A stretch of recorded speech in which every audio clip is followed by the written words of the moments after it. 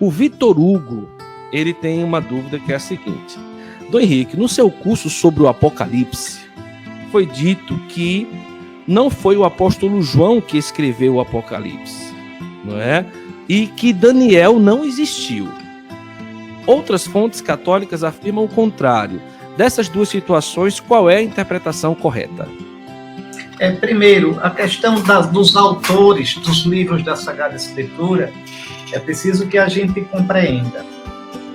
Os antigos tinham muito costume de atribuir certas obras a autores famosos, como os Salmos, em geral, são todos atribuídos a Davi, e não é que sejam todos de Davi, nem a maioria. O livro da sabedoria atribuído a Salomão. Isso não é o mais importante. O texto é inspirado por Deus, não é porque é do autor, é porque foi escrito sob a ação do Espírito Santo. Quanto ao Novo Testamento, todos os livros chamados joaninos, o quarto Evangelho, as 3 epístolas de São João e o Apocalipse, com toda certeza, é a teologia de São João. Com toda certeza, é a tradição que remota ao apóstolo João. Se foi o próprio apóstolo ou não que escreveu, aí os estudiosos discutem muito, e isso não é o mais importante. O importante é que são inspirados por Deus e que vêm realmente da pregação apostólica, são livros, obras nascidas das igrejas, quer dizer, das comunidades cristãs, fundadas, pastoreadas por aquele apóstolo. Isso é que é importante. Discutem muito o Apocalipse por causa, primeiro, a época em que foi escrito, muito tarde. Segundo, o linguajar é diferente, a gramática, o modo de escrever, os vocábulos usados, o modo de construir a frase, é diferente entre o Apocalipse e os outros escritos joaninos. E enquanto os outros escritos joaninos, o autor nunca diz o nome dele, mas diz o discípulo amado, no Apocalipse ele se apresenta como João, o presbítero. Então a pergunta, com tudo isso, esse João, o presbítero, é o apóstolo João ou é um discípulo do apóstolo João? Em todo caso, tanto o Apocalipse como os outros escritos joaninos, o chamado corpo joanino, remota ao apóstolo João. Isso é importantíssimo. E mais importante ainda, são textos inspirados por Deus, são textos sagrados. Então é isto.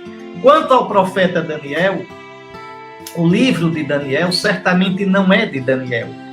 Tá certo? O livro de Daniel foi escrito na época ali perto dos Macabeus.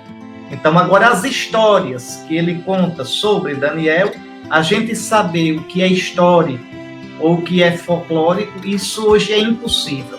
Agora, um conselho que eu dou a vocês e que eu sigo é o seguinte: a gente lê essas coisas, o autor, a data, o esquema do livro, tudo isso é interessante ler, mas nada disso é essencial. O importante é ir no texto e outra coisa. E uma coisa que eu desisti há muito tempo, olha, meus irmãos, eu estudo Sagrada Escritura desde que me entendo por gente.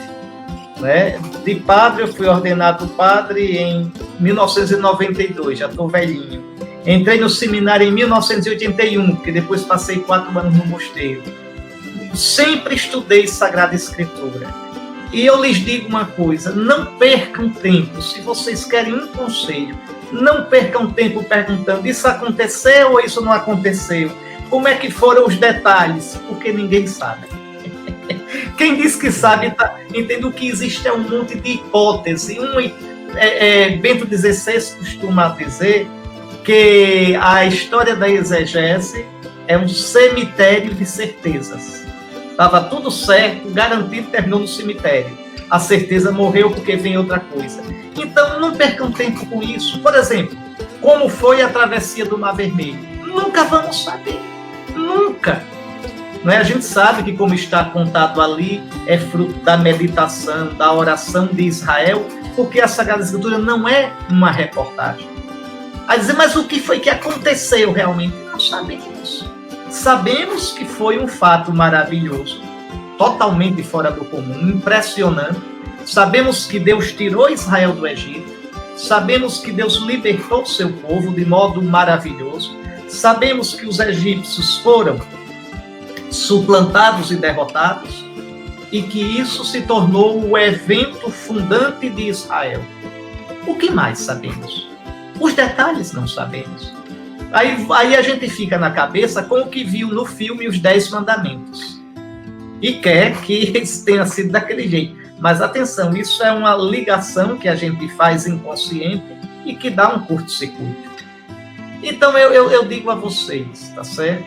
Acolham simplesmente o texto da palavra de Deus, sabendo que é palavra inspirada, que toda escritura é útil, como diz São Paulo a Timóteo, para educar, para corrigir, tá certo? Para fazer crescer o cristão na fé. É isso que eu posso dizer.